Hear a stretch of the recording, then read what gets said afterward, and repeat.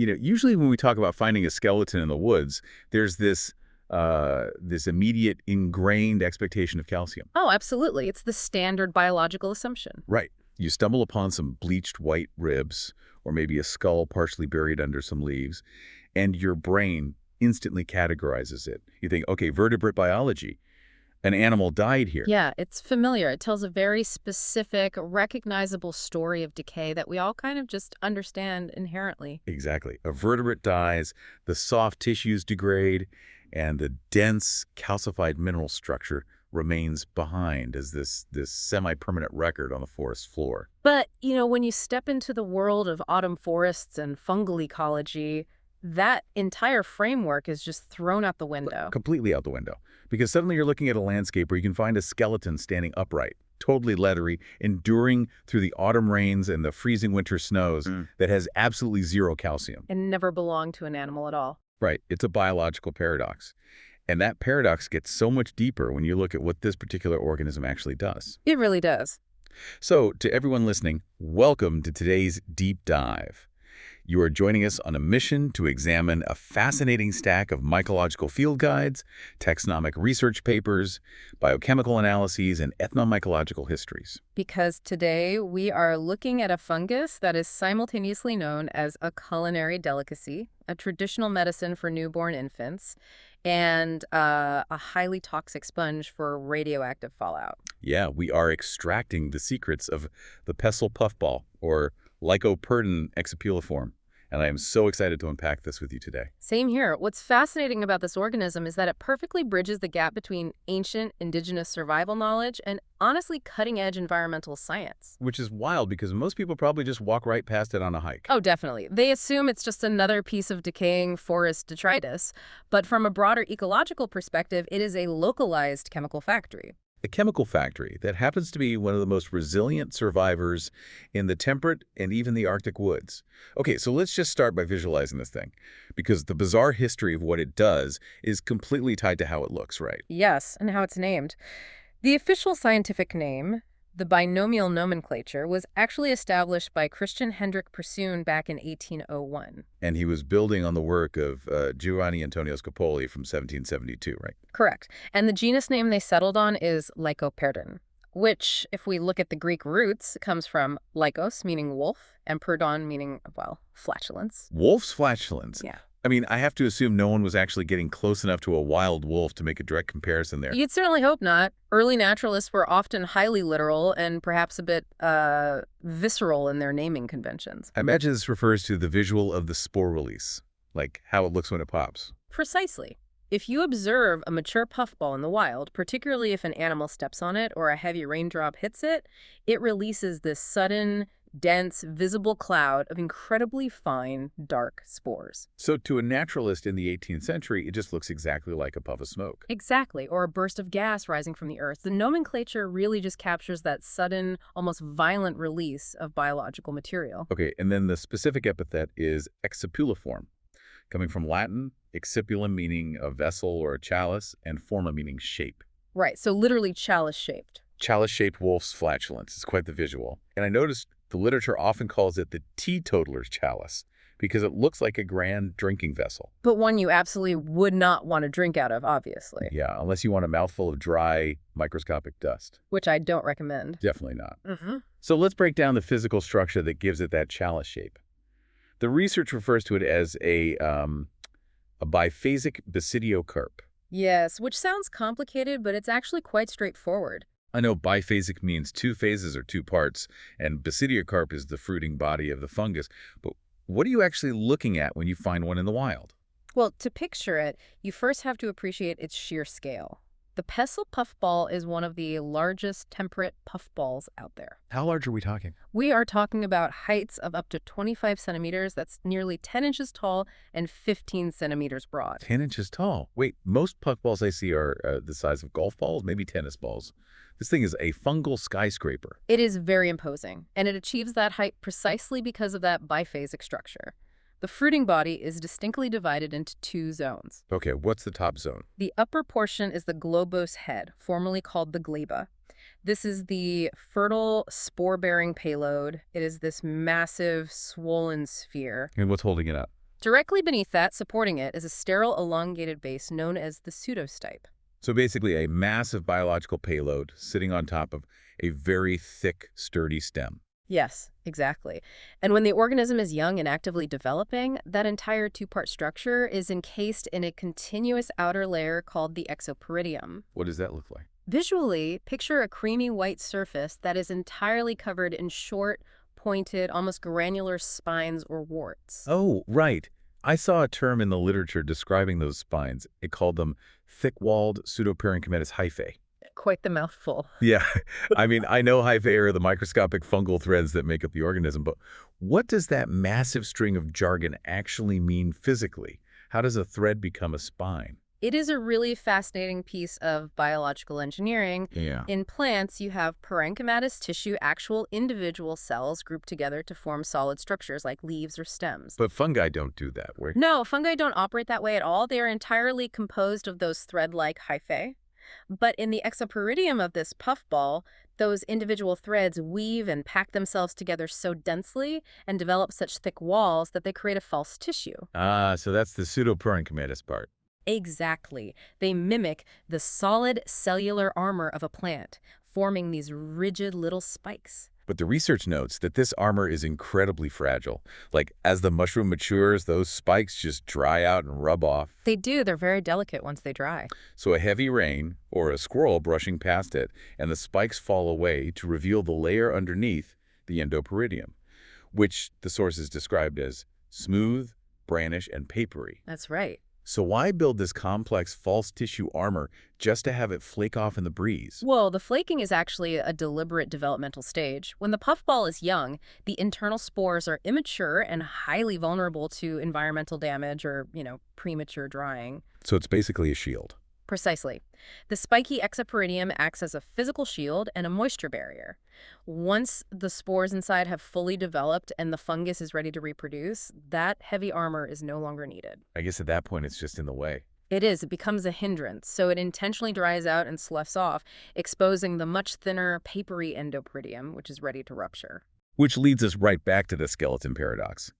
I know that the common puffball, Lycoperdon perlatum, handles this rupture very neatly. Very neatly, yes. It has a specific mechanism. Right. It develops a tiny, perfect little hole at the very top, an apical pore. A drop of rain hits the papery skin, the skin acts like a bellows, and a tiny puff of spores shoots out of the hole. It's orderly. Very orderly. But the pestle puffball does something completely different and, frankly, much more destructive. How so? It does not bother with an apical pore at all. Instead, the entire upper head, the entire papery endoperidium enclosing the gleba, disintegrates irregularly. It just falls apart. Essentially, yes. It shatters and falls apart over a period of days or weeks, completely exposing the internal spore mass directly to the wind. Wow. So the top half, the payload, is just obliterated. Completely. But the bottom half, that thick pseudostype, stays behind. And this is the skeleton. The literature says this sterile base can sit there on the forest floor completely intact for months. Yes, through multiple seasons. It survives the autumn, sits under the winter snow, and is still standing there the following June. How is that even possible? Everything else in the forest, leaves, dead wood, animal remains, is actively rotting. Why doesn't the skeleton rot? The resistance to decay comes down to highly specialized structural polysaccharides embedded in the cell walls of that pseudostype. Polysaccharides like what? Cellulose? No, not cellulose. While typical plant matter relies on cellulose and lignin, which forest bacteria and other fungi have evolved to break down rapidly, this pseudostype is heavily fortified with dense configurations of chitin and specific beta-glucans. Ah, chitin, like crab shells. Exactly. These molecules are woven together so tightly that the standard enzymatic keys used by soil microbes to unlock and digest organic matter simply don't fit. It is literally chemically armored against decomposition. That brings up a massive evolutionary question for me. I look at this structure kind of like a two-stage rocket. I like that analogy. Yeah, you have the payload at the top, the spores. And you have the massive booster rocket at the bottom, the stype. The rocket launches, the payload explodes into the atmosphere, and the spent booster just sits there as an empty monument. Right. But building that booster, synthesizing all those dense polysaccharides to create a 10-inch rot-proof stem that must cost the fungus a massive amount of metabolic energy. A huge amount, yes. So is there an actual evolutionary advantage to leaving this tough skeleton behind? Or is it just like an accidental byproduct of needing a strong stem? Oh, it is absolutely an evolutionary strategy, and it centers on fluid dynamics and the boundary layer of the forest floor. Boundary layer. Yes. At ground level, the air is relatively still.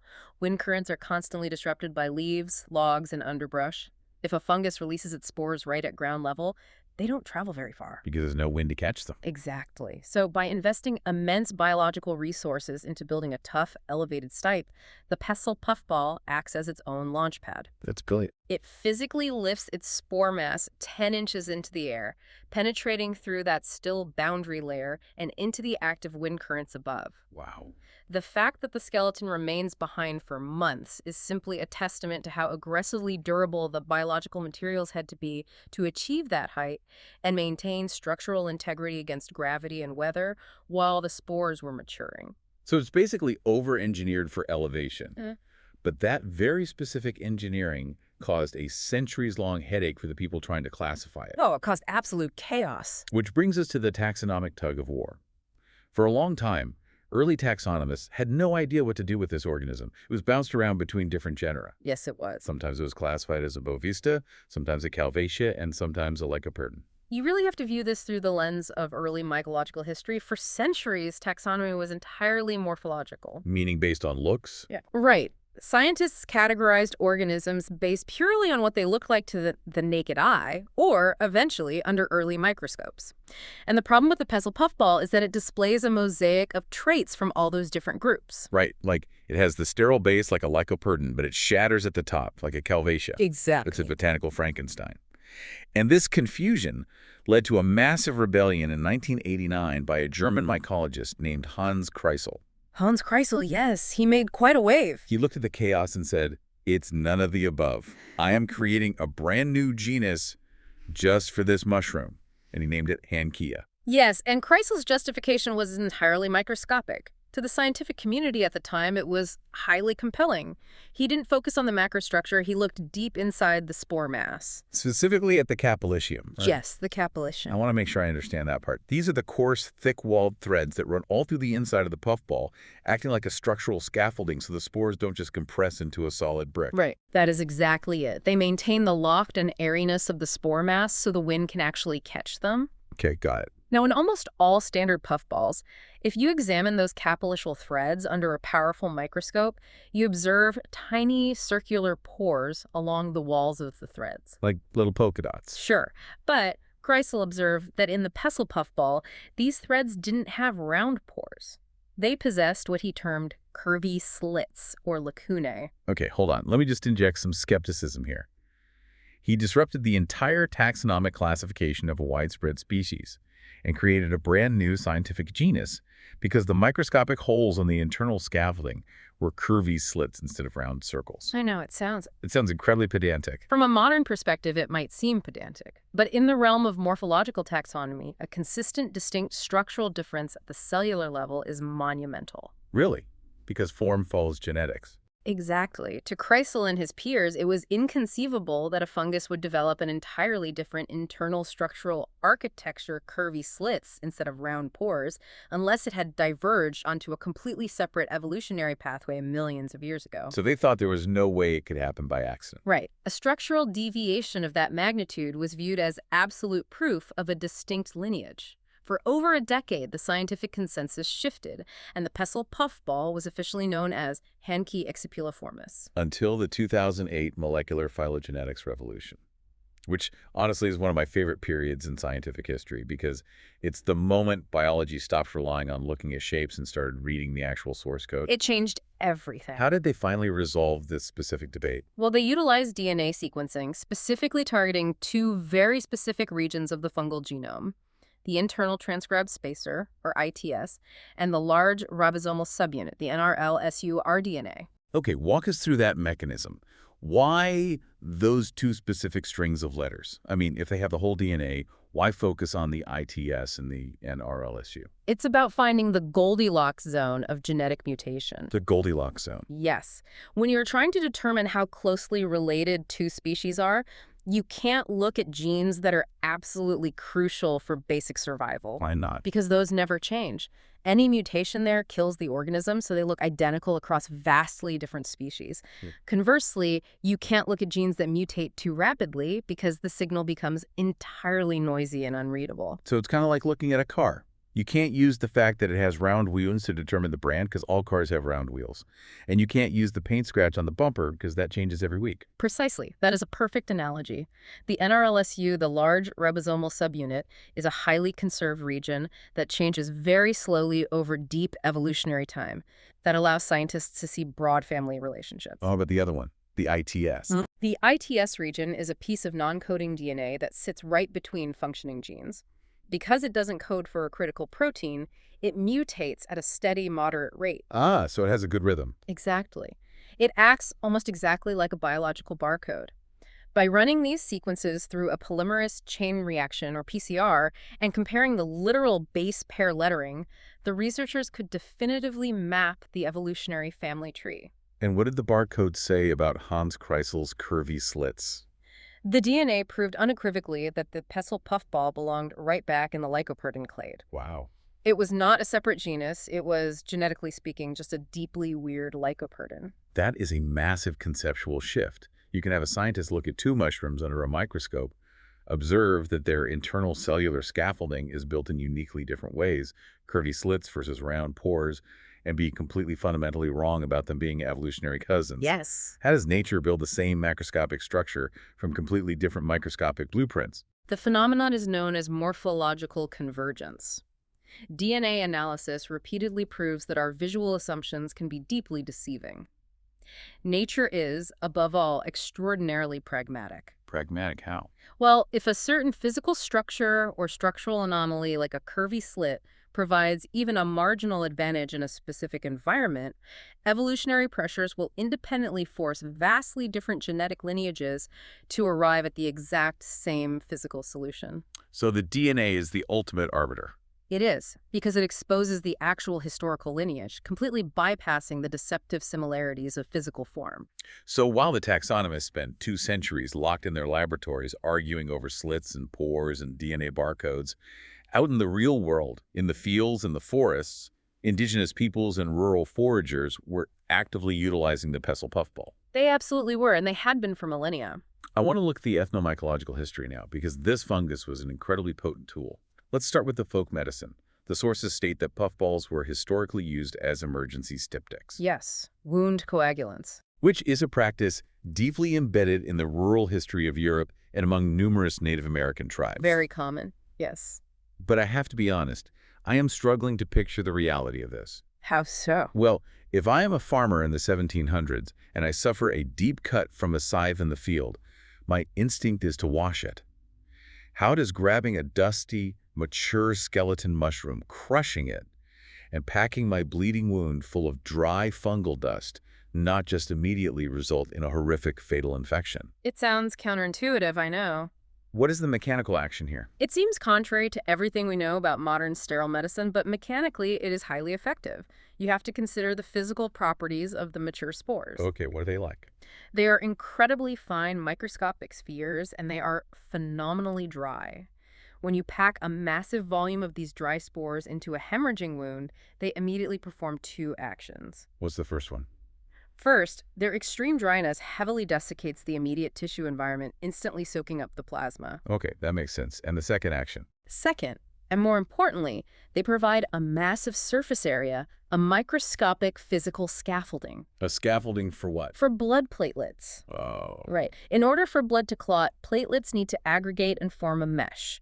By introducing trillions of microscopic spores, you provide an immediate framework for the platelets to cling to and stack upon. It accelerates the whole process. Dramatically. It accelerates the coagulation cascade. It basically acts as a primitive organic version of modern trauma gauze, like quick clot.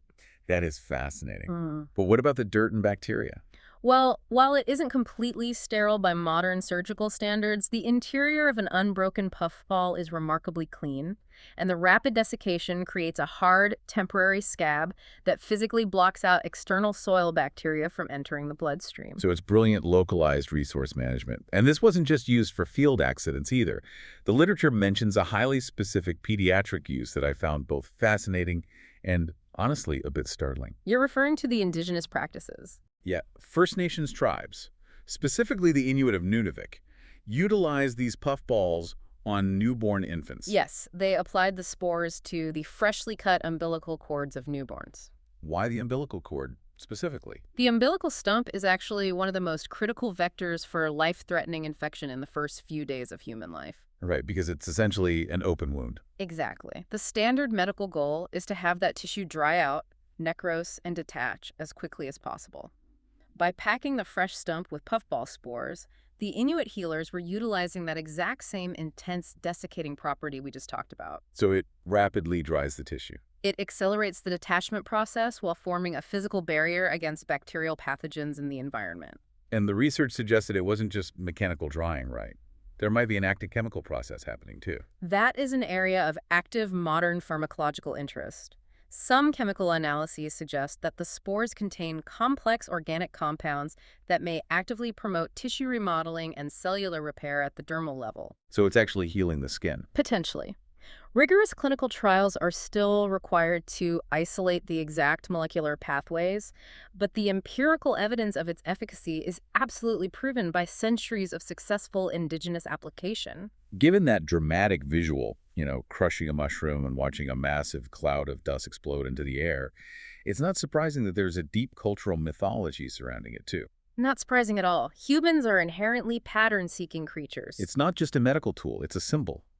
In various European and East Asian cultures, the literature notes that this spore smoke was viewed as earth breath. Earth breath. It's a beautiful description. Some folklore associated it with magic or the release of trapped forest spirits, which makes perfect sense. Before you understand the microscopic reality of reproduction, stepping on a puffball looks exactly like a magic trick. It's an ephemeral event. It visually violates our basic expectations of how solid matter behaves in the forest. When a solid terrestrial object suddenly vanishes into a billowing cloud of what looks like smoke, we assign meaning to it. We definitely do. But long before it turns into magical wound-healing dust, it actually serves a completely different purpose. Let's look at edibility. Ah, yes, the culinary side. The Pestle Puffball has earned the culinary nickname, the poor man's sweetbread. Now, before we delve into the culinary aspects, we really must establish a rigid, non-negotiable caveat for any foraging discussion. Absolutely. The safety rule, everyone listening, the literature's extremely clear on this. The Pestle Puffball is edible only when the inner gleba is young, firm, completely homogeneous, and pure white. Pure white, yes. If you slice it open and the inside looks exactly like a solid block of pure white mozzarella cheese, you are safe. But the instant you perceive even the faintest discoloration, a hint of pale yellow, a tinge of olive green, or any brown speckling the mushroom is no longer food. Why not? What does the color mean? That color shift indicates that the autolysis process has begun. Autolysis. What is autolysis actually doing inside the mushroom? Autolysis literally translates to self-digestion. Self-digestion. Yikes. Remember, to release its spores, the mushroom must transform its solid internal tissue into that fine powder we discussed. To do this, the fungal cells begin synthesizing and releasing potent lytic enzymes. And what do those enzymes do? These enzymes actively attack and dissolve the cell walls of the surrounding leba tissue. The mushroom is literally liquefying and then drying out its own internal organs to free the mature spores. Okay, and if you eat it while that self-digestion is happening? You are ingesting a matrix of active digestive enzymes and maturing spore walls. It results in severe gastrointestinal distress. Like food poisoning symptoms. Intense cramping, nausea, and vomiting. Furthermore, just from a culinary perspective, the texture transitions from a pleasant sponge to something resembling wet fiberglass. It becomes utterly unpalatable. Good to know. Okay, assuming you get a young, pure white specimen, why is it called poor man's sweetbread? I mean, sweetbreads are the culinary term for the thymus gland or pancreas of a calf. Does a mushroom really taste like veal organs? It is less about the inherent flavor and entirely about the texture and absorption mechanics. Okay, explain that. The raw flavor of the young gleba is relatively mild, often described as faintly earthy or nutty. However, the internal cellular structure at that stage is incredibly porous and spongy. So it acts like a sponge for other flavors. Exactly. If you slice it and pan-fry it in butter or drop it into a rich broth, the fungal tissue acts as a culinary vacuum. It absorbs the surrounding fats and liquids deeply into its matrix. Oh, that sounds amazing. It takes on a rich, decadent mouthfeel that very closely mimics the tender, yielding texture of cooked sweetbreads. It was a way for rural foragers to achieve a high-status culinary texture using free, wild ingredients. That's super clever. Right. But there's a massive catch to preparing it. The sources are adamant that you cannot eat the outside of the mushroom. Correct. That exoperidium we discussed earlier, the false tissue armor with all the little spikes that must be meticulously peeled away before cooking. Now, let me pose a question here, because to me, this seems like a massive contradiction. Okay, what's the contradiction? We just spent time discussing how indigenous mothers use the mature spores directly on the umbilical cords of newborn infants, and farmers packed it into open, bleeding wounds. Yes. If this biological material is so fundamentally safe that it can be introduced directly into the human bloodstream or applied to a newborn baby, why does it destroy your stomach? Why is eating a mature puffball or eating the tough skin so toxic? It is an excellent question, and it highlights the vital difference between different physiological systems. The contradiction resolves when you understand that the human body is not a single uniform environment. Meaning the skin and the stomach follow different rules. Precisely. Applying a physical matrix topically to the dermal layer or an external wound is mechanically entirely different from dropping it into the chemical bath of your gastrointestinal tract. So it's a mechanical plug versus a chemical breakdown. Exactly. When packed into a wound, the complex polysaccharides and chitin in the spore walls are inert. They just sit there and provide scaffolding. But when you swallow them, Your stomach acids and digestive enzymes recognize them as organic matter and attempt to break them down.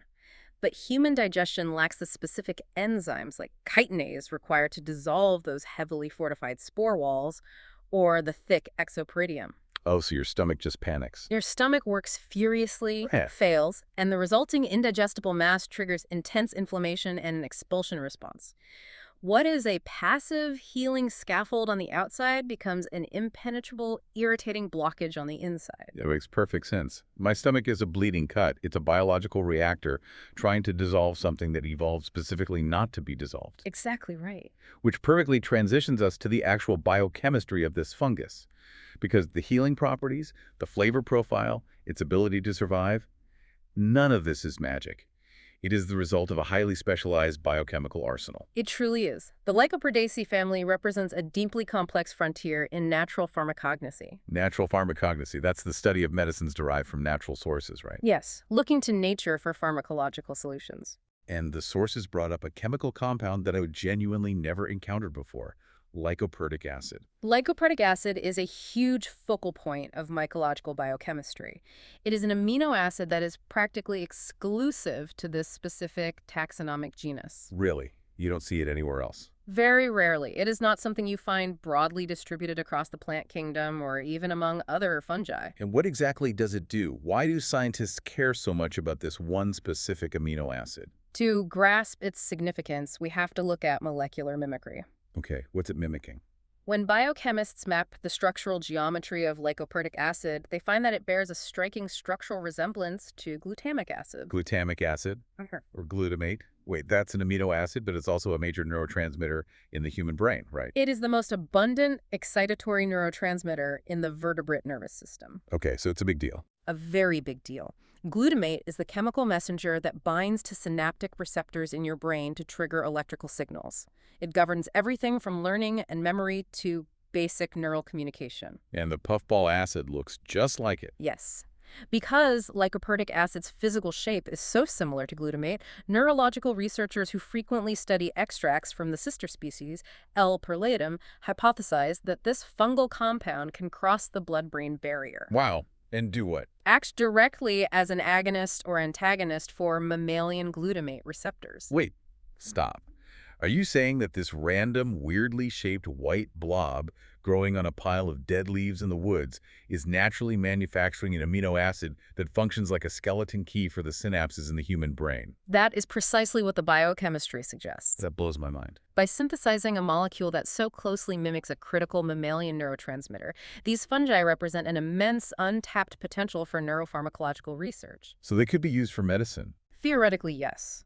They could be utilized to develop new treatments for neurodegenerative diseases or synaptic disorders. But how does an evolutionary process arrive at that?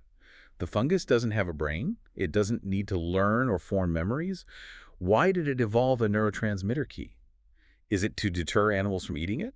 That is the leading hypothesis. Many secondary metabolites in fungi are defensive compounds. So if an animal eats it? If a slug or a small rodent eats the fungal tissue, and that tissue contains a compound that massively overstimulates their nervous system by flooding their glutamate receptors, they will quickly learn to avoid that organism. It's basically chemical warfare. It is chemical warfare that we might be able to repurpose as medicine. That is incredible. And the chemical arsenal doesn't stop there. I was looking at the sheer volume of phenolic acids present in these puffballs. The phenolic compounds are fascinating. The literature lists gallic acid, caffeic acid, and a major emphasis on protocatechuic acid. Phenolic compounds are essentially the universal defense mechanism of the botanical and fungal worlds.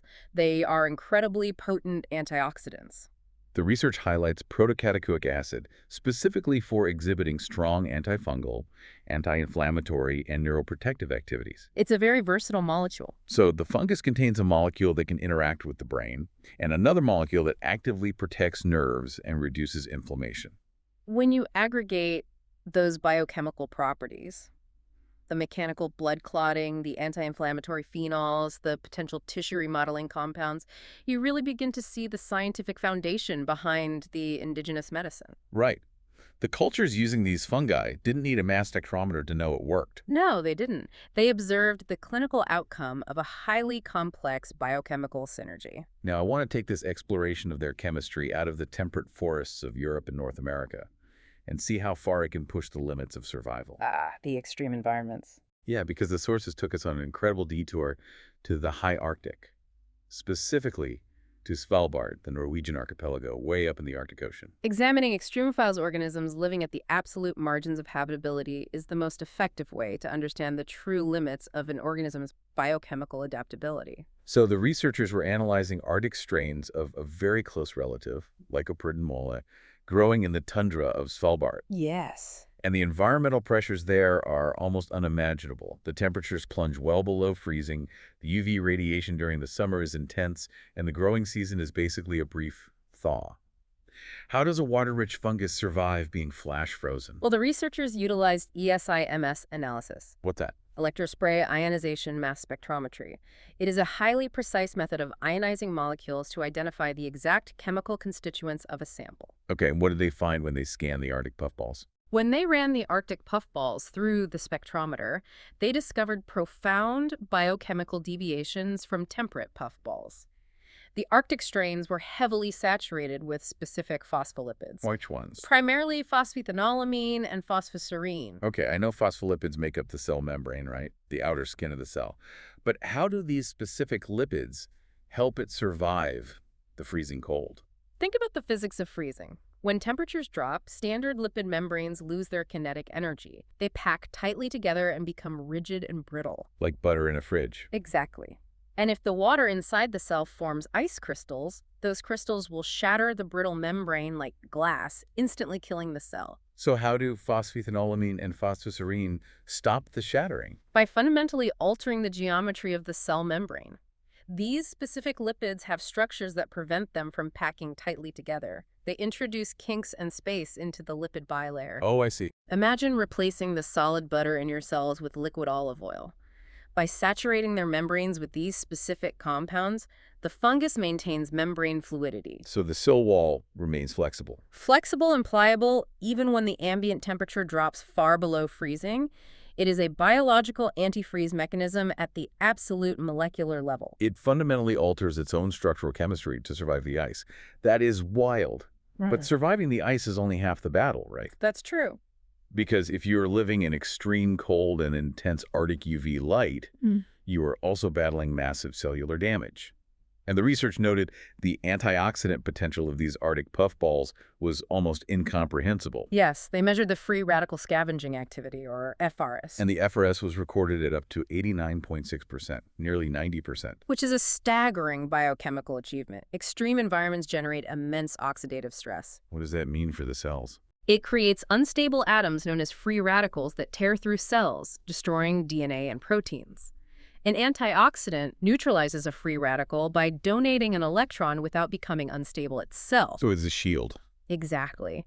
To find a natural organism demonstrating nearly 90% free radical scavenging activity indicates an evolutionary masterclass in damage control. That's huge. These Arctic puffballs are synthesizing an internal chemical shield so potent that they represent a massive potential resource for isolating and developing pharmaceutical-grade natural antioxidants for human use. The adaptability is just breathtaking. But here is where we reach the pivot point of our deep dive. Because this immensely powerful chemistry, the thick structural polysaccharides, the phenols, the membrane lipids, it doesn't just protect the mushroom from the environment. Well, it goes further than that. It allows the mushroom to actively alter the environment around it. It functions like an industrial-scale biological pump. And this transitions us to the primary ecological role of the Pestle Puffball, which is ultimately its most vital function on the planet. Let's define the baseline ecology. The puffball is classified as a saprobic fungus. What is its day job? What is it doing in the dirt all day? Well, a saprobe is the engine of the forest's nutrient cycle. The Pestle Puffball's entire existence is dedicated to breaking down dead organic matter. It extends its microscopic mycelial network through fallen leaves, dead wood, and general organic detritus. So it's the recycling plant of the forest. Precisely. Dead wood is essentially a locked vault of vast nutritional wealth. The carbon, nitrogen, and essential minerals are trapped inside complex, rigid polymers like lignin and cellulose. Which plants and animals can't digest. Right, plants and animals cannot access them. The saprobic puffball excretes powerful extracellular enzymes, lignin peroxidases, and cellulases that act like chemical shears, cutting those complex polymers down into simple, soluble sugars and bioavailable minerals. It digests the forest floor externally. It does. It absorbs what it needs to grow its massive fruiting body and releases the excess back into the soil, feeding the bacteria, the understory plants, and the trees. Without saprobes, the forest would suffocate under a mile-high pile of dead wood, totally starved of nutrients. But there is a very dark side to this chemical pumping capability. Because the fungus is so incredibly efficient at using enzymes and acids to draw locked-up minerals out of the dirt, it also draws up elements that it cannot break down. You are referring to its capacity for heavy metal hyperaccumulation. Yes. The bioaccumulation data in the sources is honestly alarming. Let's talk about mercury. The literature discusses the bioconcentration factor, the BCF, for mercury in these puffballs. A critical metric. And the numbers range from 28 to a maximum of 110. Explain the mechanics of a BCF of 110. A bioconcentration factor is a quantifiable ratio. It directly compares the concentration of a specific chemical within the tissue of an organism to the concentration of that exact same chemical in the surrounding environment. So if the soil contains 1 part per million of mercury, a puffball demonstrating a BCF of 110 will actively pump and store 110 parts per million of mercury inside its physical structure. Hold on, how is it doing that? I've heard the analogy that it acts like a sponge, but sponges just passively soak up water. Yeah. If the soil only has 1 unit of mercury, how does the mushroom end up with 110? It must be actively hunting for it. You're right. Sponge is a poor metaphor. It acts much more like a highly aggressive reverse water filtration plant. Okay, how so? The fungal mycelium utilizes active transport proteins in its cell membranes to pull essential trace minerals like zinc and copper out of the soil. However, heavy metals like mercury and cadmium possess similar ionic charges to those essential minerals. Oh no, so it gets confused. Exactly. The fungus inadvertently pulls the toxic metals through the same ionic channels. Once inside, the fungus binds the heavy metals to specialized proteins called metallothioneins, sequestering them so they don't kill the fungal cells, and constantly pumps them up into the fruiting body. It is an active, metabolically driven concentration process. It is multiplying the environmental toxicity by over 100 times. It is. And the study showed this exact same hyperaccumulation occurring with lead and cadmium, particularly when these puffballs were sampled near highways, industrial zones, or urban centers. Which fundamentally alters the risk profile for anyone foraging them. Definitely. If you harvest a perfect, young, white, poor man's sweetbread from a patch of soil 50 yards from a busy interstate, you are not just eating a mushroom, you are consuming a highly concentrated, biologically sequestered dose of industrial heavy metals. And this is why scientists view them as such valuable bioindicators, right? You don't need to run expensive, widespread chemical soil tests across an entire forest. You just test the puffballs. Yeah. Because they have already spent months filtering and concentrating the data for you. They are literal living barometers of environmental pollution. But the hyperaccumulation gets even more intense and, frankly, terrifying. It's not just mercury and car exhaust. The research reveals that these puffballs actively accumulate beta-emitting radionuclides. Yes. Specifically, isotopes like strontium-90 and lead-210. We are talking about historical nuclear fallout. Chernobyl, the atmospheric atomic bomb tests of the 1950s and 60s. That radioactive dust settled across the globe, sank into the soil, and decades later, these fungi are still diligently pumping it out of the ground and storing it in their tissue. It presents a profound radiotoxicity risk.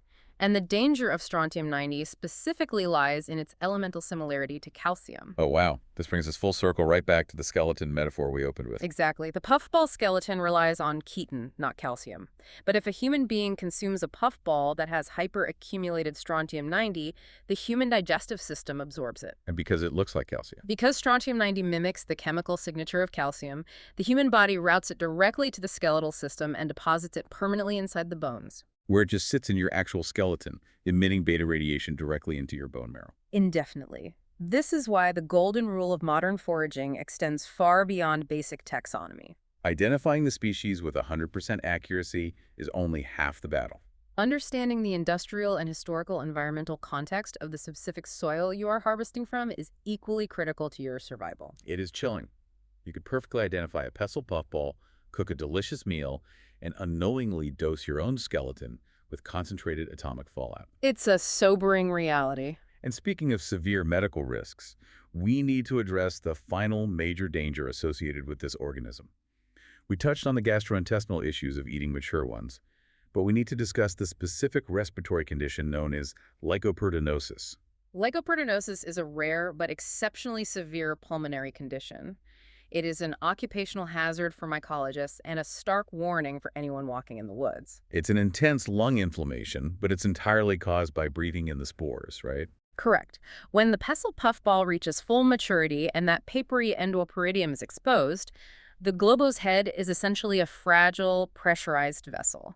Containing trillions of spores. Literally trillions of microscopic spores. If a person, a curious child, or a foraging dog intentionally squeezes the puffball or happens to fall on a dense cluster of them, they can inhale massive, concentrated clouds of this spore dust. I want to know the cellular mechanics of this. What actually happens when trillions of spores hit the inside of your lungs?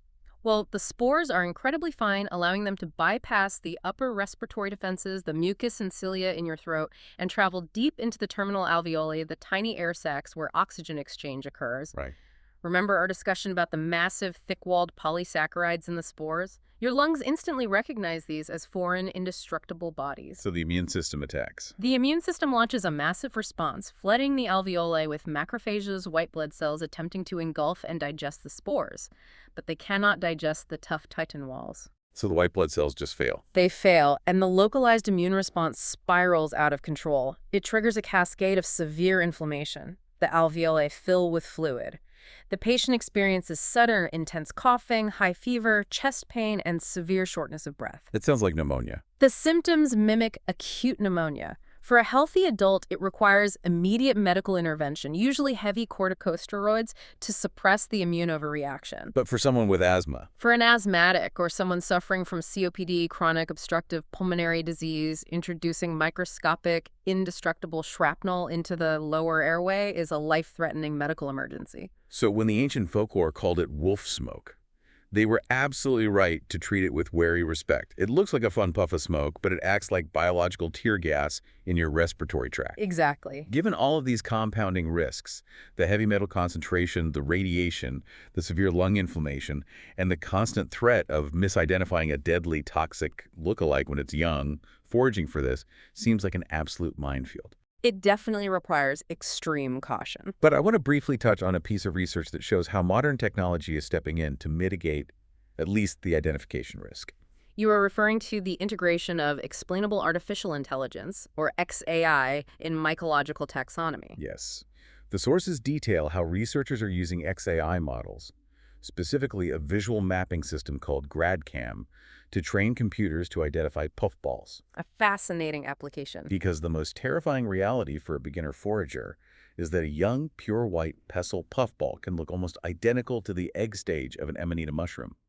And the Amanita genus includes the death cap, which will quite literally destroy your liver. A misidentification at the egg stage is routinely fatal. So how does an AI vision model differentiate them when a human eye struggles to see the difference between two white blobs? This is the brilliance of explainable AI. Traditional machine learning is a black box. It gives you an answer, but you don't know how it arrived at it.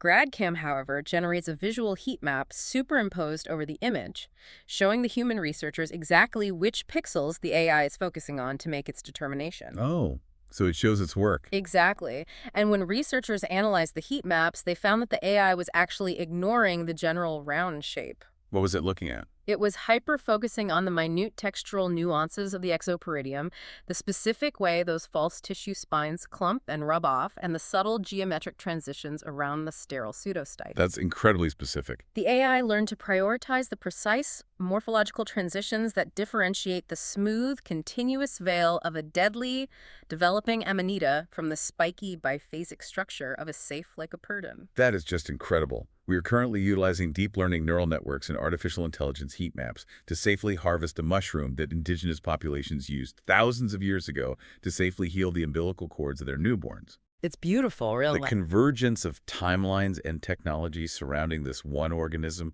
is absolutely astounding. It represents a perfect, unbroken continuum of human inquiry. We are still asking the same question: how can we safely utilize this organism? But we have upgraded our tools from empirical observation to molecular phylogenetics and artificial intelligence. It really does feel like a continuum. As we bring this deep dive to a close, let's take a moment to look back at the unbelievable biological journey of Lycoperdon excipuliforme. It's been quite the journey. He started with a towering, misclassified teetotaler's chalice, sparking arguments over curvy microscopic slits. We uncovered an ancient mechanical wound healer packed with desiccant spores, a culinary chameleon mimicking veal sweetbreads, and a highly sophisticated chemical factory producing brain-mimicking neurotransmitters. And most critically, we revealed an aggressive, hyper-accumulating forest filter, an organism capable of altering its own lipid membranes to survive the crushing Arctic freeze, while actively pumping and sequestering toxic mercury and radioactive fallout from our industrial past. Exactly. So, to you, our listener, the next time you are out walking through the woods, maybe in late November when the frost is setting in, or even in the middle of a hot summer, and you see a strange, leathery brown skeleton of a mushroom standing resolutely among the dead leaves, I hope you pause. I hope so too. I hope you realize exactly what you are looking at. It's not just a dead piece of fungus. You are looking at a masterclass in biochemical engineering and extreme ecological endurance. It is a profound monument to the resilience and the quiet, unseen labor of the natural world. And I want to leave you with a final speculative concept to mull over. It's an idea that surfaced while we were synthesizing all these diverse research papers. Yes, the bioremediation concept. Right. We established that these puffballs operate with a bioconcentration factor of 110 for mercury. We know they actively pump and sequester strontium-90 from the soil. And we know that their sterile bases, those dense chitin-fortified pseudostipes, naturally resist microbial decomposition for over a year. Yes, all of the underlying biological mechanisms are scientifically verified. So consider this possibility. What if environmental bioengineers could selectively cultivate, specifically, the sterile pseudostipes of these fungi? Just the skeletons. Exactly. Could we genetically or environmentally trigger the mycelium to grow just the skeletons without the spore-producing payload? If we could, We could mass produce them and drop them into industrial disaster zones, highway runoffs, or toxic waste sites, They would act as biodegradable, self-deploying heavy metal pumps. relentlessly sucking the mercury and radiation out of the soil, but entirely bypassing the respiratory danger of lycoperdonosis because there are no spores. Imagine a vast forest of empty, engineered chalices, quietly detoxifying the earth. It is a remarkable, elegant application of the science, harnessing the biomechanical architecture to heal the environment while completely engineering away the human risk. Something to think about the next time you're out on a hike. Until then, keep looking closely at the ground beneath your feet, keep wondering about the hidden skeletons in the woods, and keep questioning the astonishing complexity of the natural world. Thanks for joining us.